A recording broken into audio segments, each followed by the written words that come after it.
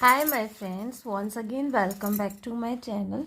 जैसा कि मेरा क्लास 10th की ही सीरीज़ चल रही थी और मैंने एपी के काफ़ी सारे क्वेश्चन अपलोड किए हैं। तो आज जो है मैंने हाइट एंड डिस्टेंस का क्वेश्चन लिया है। ये सीबीएसई 2019 में आया हुआ भी है और आरएस अग्रवाल से है। तो अगर आपने मेरे चैनल को अभी तक सब्सक्राइब नहीं किया है तो क्लास 10th के स्टूडेंट तो मस्ट सब्सक्राइब कर लीजिए, क्योंकि जो मेरी अब क्वेश्चन होंगे वो क्लास 10th के ही होंगे और आरएस अग्रवाल के होंगे।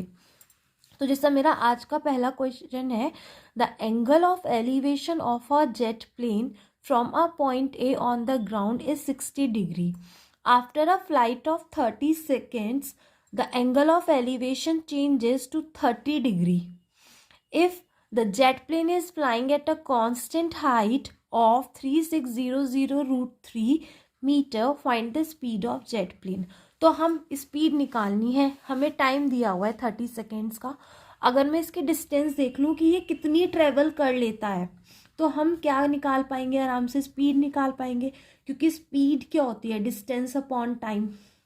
तो ये क्या कह रहा है, हम इसका सॉल्यूशन करते हैं। ये कह रहा है एक जेट प्लेन है जो पॉइंट ए से उड़ना शुरू किया और उड़ते हुए जो मतलब पॉइंट ए से अगर हम उस जेट प्लेन ये मान लो ये प्लेन जेट प्लेन यहाँ पे था और ये वाली हाइट थी आपकी 3600 √3 मीटर। इस हाइट पे वो उड़ रहा था।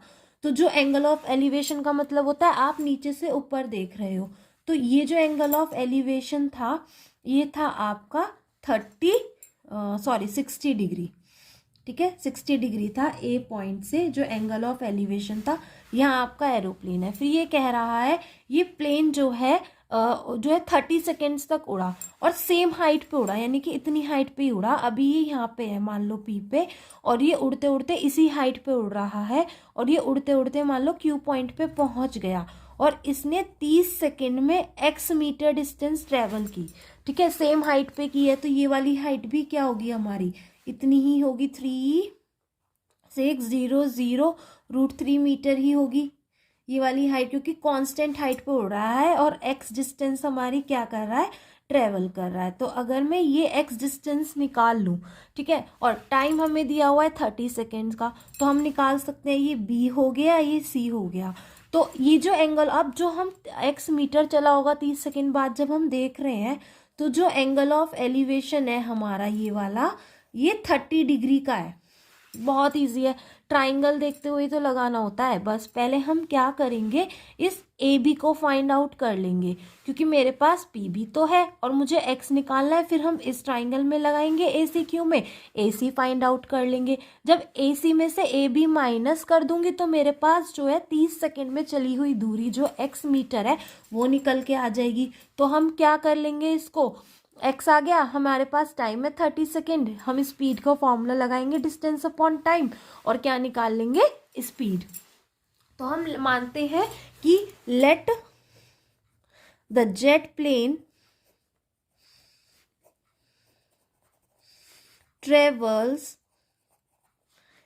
एक्स मीटर, ठीक है, travel distance X metre distance in 30 seconds. वो 30 सेकेंड्स में हमारी क्या करती है, x मीटर डिस्टेंस कवर करती है।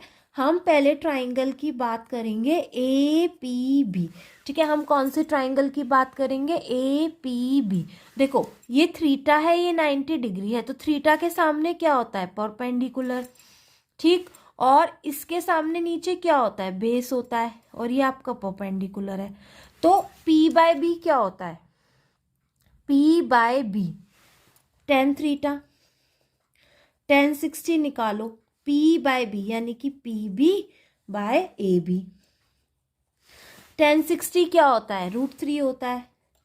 √3 is equal to P B कितना है आपका, पी बी है आपका 3600 √3 और ए बी कितना है हमें नहीं मालूम, ए बी आ जाएगा आपका 3600 √3 अपॉन √3।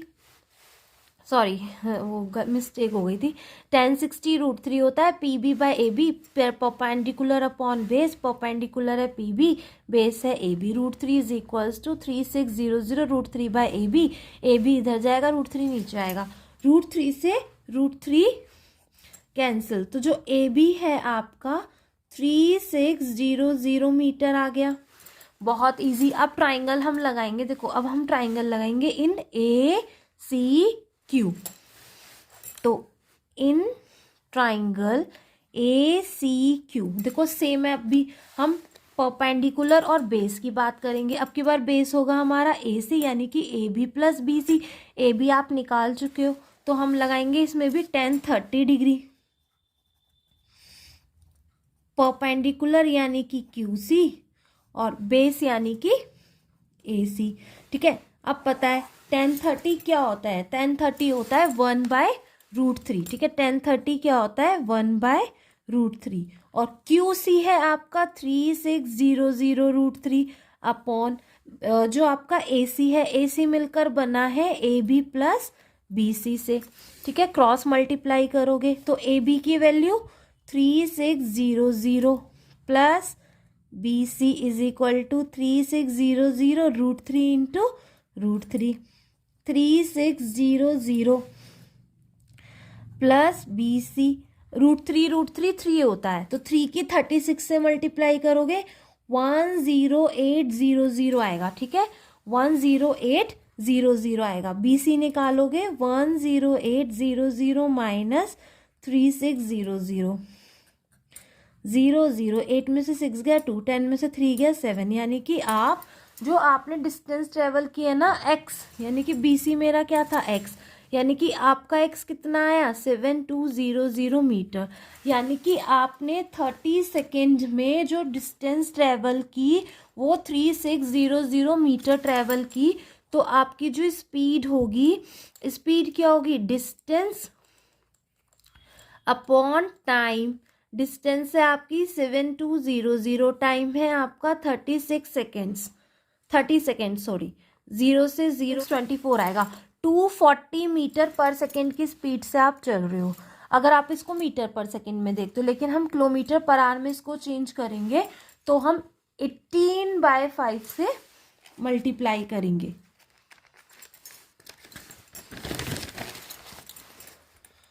240 मीटर पर सेकेंड को जब आप किलोमीटर पर आवर में चेंज करेंगे तो आप 18/5 से मल्टीप्लाई करेंगे, तो 5 4 ज़ा 20, 5 8 ज़ा 40, और 48 की 18 से मल्टीप्लाई कर लो, 8 8 ज़ा 64, 6 8 4 ज़ा 32,